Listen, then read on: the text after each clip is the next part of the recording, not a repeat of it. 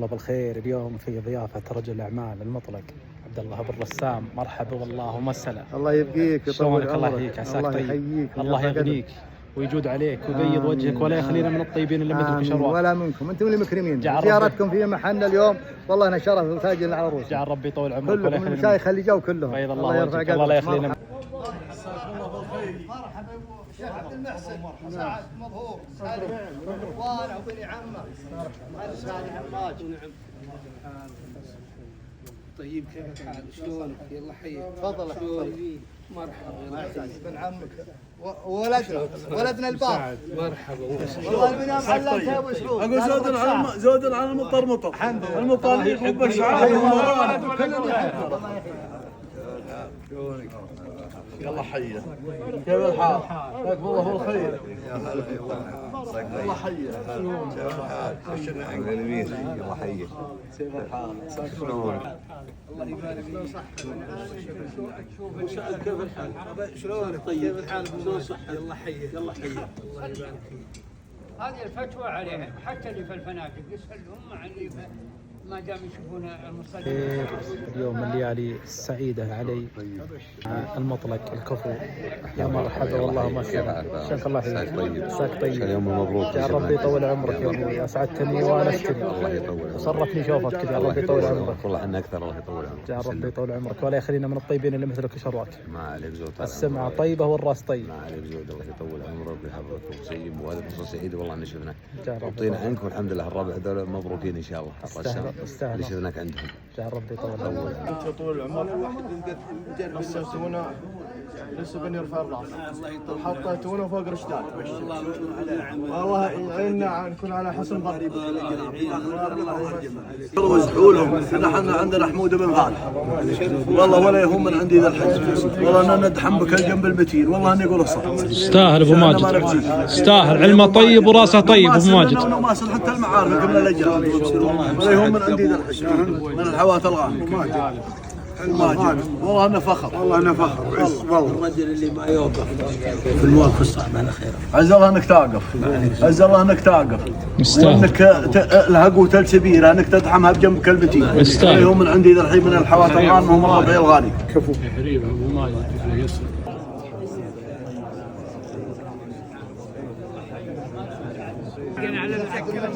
ناويين متى جيتك؟ علمتني وابشر بسعد. هذا الخليل الشيخ عبد المحسن مساعد طيب طيب عليك زوج.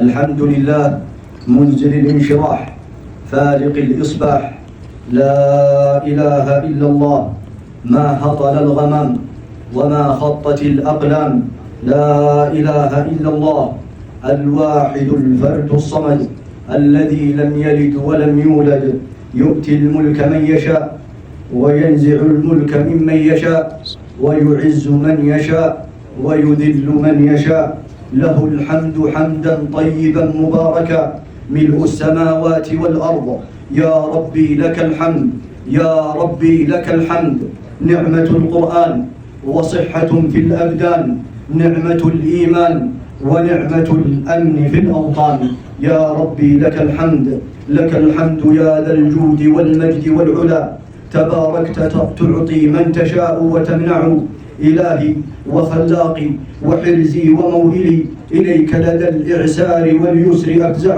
إلهي لئن جلت وجمت خطيئتي فعفوك عن ذنبي أجل وأوسع والصلاة والسلام على النبي الأمين محمد صلى الله عليه وعلى آله وسلم إلى يوم الدين.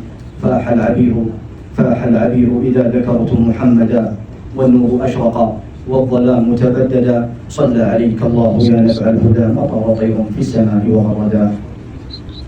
حفلنا الكريم ضيوفنا الكرام نرحب بكم أجمل ترحيب في هذا المساء. نرحب بكم في مقر ضيافة الرسام ينوب عنهم رجل الأعمال عبد الله بن سعد الرسام ويرحب بكم جميعا فحللتم أهلا ووضعتم سهلا في هذا اليوم الأغر وفي هذه اللحظات التي تتجلى فيها أسمى المعاني من التقدير والاحتفاء. نرحب بكم جميعا بقامات نعتز بها ورموز لها في قلوبنا مكانة تليق بمقامهم الرفيع. فأهلا بكم يا من شرفتمونا بحضوركم وطابت بذكركم ووجودكم مجالسنا، فأنتم أهل المكان والدار داركم، والاحتفاء بكم هو احتفاء بالقيم والأصالة التي تمثلونها. وخير بداية حفلنا الكريم، بكل بداية آيات من الذكر الحكيم يتلوها على مسامعكم القارئ سعد بن عبد الرحمن الأنصاري، فليتفضل مشكورا. من الشيطان الرجيم. بسم الله الرحمن الرحيم. عما يتساءلون عن النبأ العظيم الذي هم فيه مختلفون. كلا سيعلمون ثم كلا سيعلمون.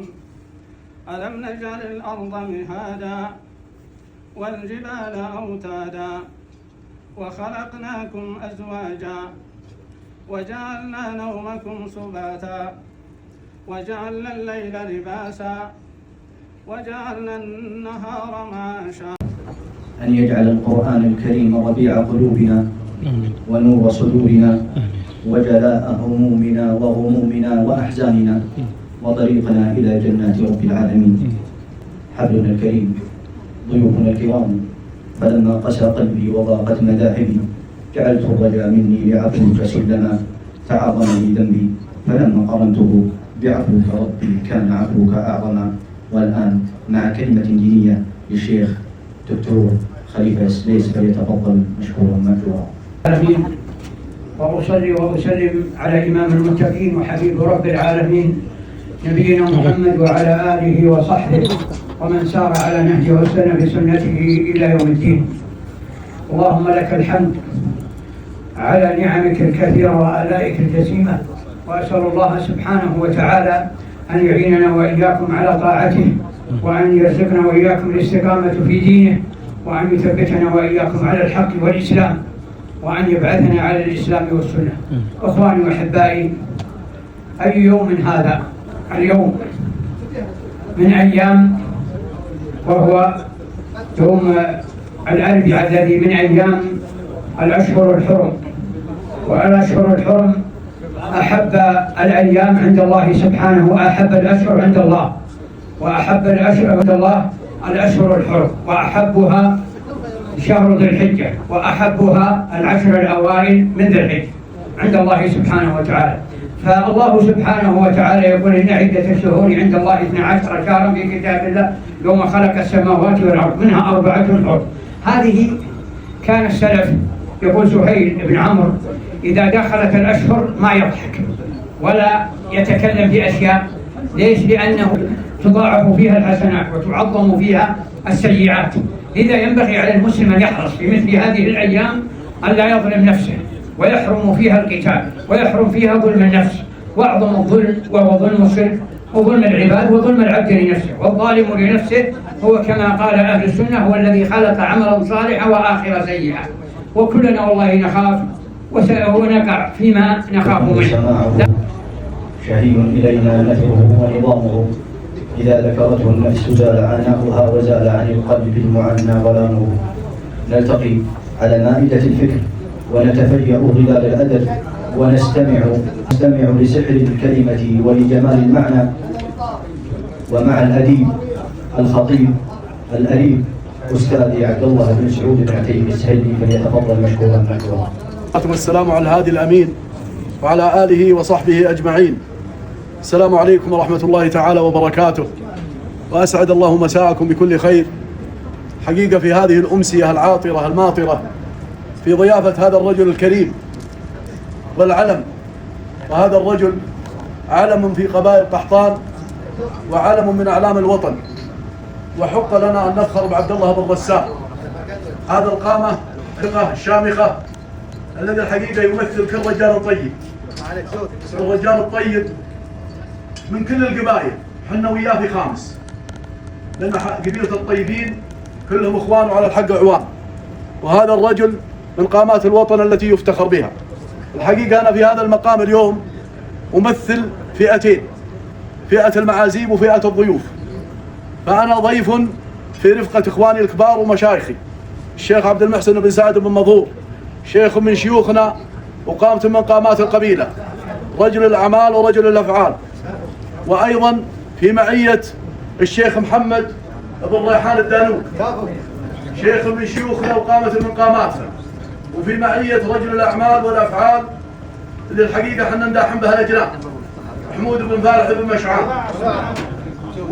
وأما في مقام المعازيم فأنا عند أخوي عبد الله بن رسام وهو من عظام الرقبة، مثل ما قال ابن جدلان، أجنبيا من يبقى له حتى وقف على بابه. أنا بغيرها ويجوز التحريف في الشعر، يقول أجنبيا لين يطري على بالي ثم وقف عند واحد من بني عمي. أنا أعتبر هذا الرجل من بني عمي، وأنا وياه من دون البعيد والقريب. والحقيقة من نعم الله عز وجل علينا أن الله يمن علينا بالرفقة الطيبة الصالحة المطاليق بضان الوجيه، شروى عبد الله بن سعد بن رسام، ومن يسمعني من الحوات الغامة والمطاليق بضان الوجيه في هذا المجلس المبارك. كم حقيقة أن نمتلئ الليلة غبطة وسرور أن نجتمع في هذا المجلس الشامخ، ومروبع يزمي سماع علز الأزام، ينصنها العيرات ما يسهجنه، ونجر مسمينه عوانيه عزام من كثر ما يجذب شراريب بنته. والله أن هذا البيت ينطبق على عبد الله بن رسام واللي مثله من الحوات الغانمة المطاليق، اللي والله أنهم شرف وأنهم تاج على رأس كل رجال طيب. الحقيقة نحن في نعم عظيمة نتقلب فيها في هذه البلاد المباركة، ومن أعظم هذه النعم بعد نعمة الإسلام نعمة الأمن والأمان ونعمة الاجتماع اللي تشوفونه، مجتمعين من كل القبائل على العلم الطيب والسمامة والكرامة والعلوم الغانمة والشيم والقيم ومكارم الأخلاق. حنا في لحمة وطنية في هذا البلد المبارك، المملكة العربية السعودية العظمى، لحمة وطنية لا تكاد تجد مثلها في جميع أنحاء العالم، وهذا من فضل الله عز وجل علينا، ثم فضل حكومتنا الرشيدة على رأسها خادم الحرمين الشريفين الملك سلمان بن عبد العزيز، أيده الله بنصره وأيده بتوفيقه، وولي عهده الأمين عراب الرؤية الأحب السمو الملكي الأمير محمد بن سلمان بن عبد العزيز. حنا في نعمة عظيمة في ظل هذه الأسرة المباركة، تلك الشجرة الطيبة أصلها ثابت وفرعها في السماء، تؤتي أكلها كل حين بإذن ربها. نحمد الله على نعمة الإسلام، نحمد الله على نعمة الأمن والأمان، نحمد الله على نعمة حكومتنا الرشيدة، نحمد الله على نعمة سلمان بن عبد العزيز، نحمد الله على نعمة محمد بن سلمان بن عبد العزيز. والله أن هذه النعم مجتمعة أن نغبط عليها في مشارق الأرض ومغاربها. حق لنا أن نفخر بهذه الحكومة المباركة وهذه القيادة الرشيدة، حق لنا أن نفخر بها وأن نرفع رؤوسنا بهذه الحكومة المباركة الموفقة بإذن الله جل وعلا. حقيقة الكلام كثير ولكن لا أريد أن أستأثر بالكلام، وأبو سعد جعله يسلم من عندي ذا الحين دائما الحقيقة يبوئني هذا المبوأ، وهذا من ثقة في أخي وحسن ظنه، لكن أسأل الله جل وعلا يبر الساعة أن يبارك لك في أهلك ومالك وفيما آتاك، وأسأل الله أن يزيدنا باللي مثلك ويزيدنا طول العمر وعمار هالمطالب حفظها هالوجيه الحصر اللي على مصطفى عندك. شكرا يا ابو رسام، شكرا يا ابو رسام، شكرا لضيوفك المباركين، فإن أصبت فمن الله وإن أخطأت فمن نفسي والشيطان. السلام عليكم. الأستاذ أستاذي عبد الله بن سعود السهلي، لقد حلقنا معك يا أبا سعود في فضاءات الأدب، شكرا على الإلقاء والإبداع.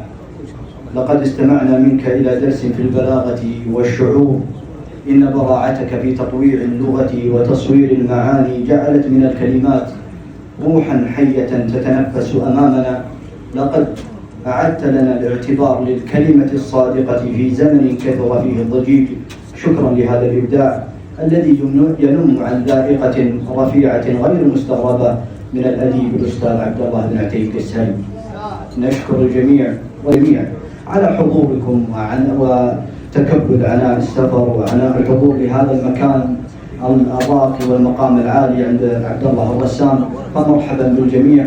ولضيق الوقت نقول ختاما صلى الله وسلم على نبينا. والله يا الرجال اللي حاضرين هم اللي يستحقون القصيدة وهم اللي يستحقون الكلام والكرامة، وانا اطلب طلب هالمرة تسمعها والمناسبات اكثر. يقول ابوي يمسيكم بالخير، الوالد يمسيكم بالخير وادعوا له بالشفاء ويرحب بالحاكم واحد واحد. وتفضلوا مرحبا وسهلا باسمه. مرحبا اقف الله يحييك. روح. تفضل يا ابو سعد. دينا ناخذ دي ولا نخليها؟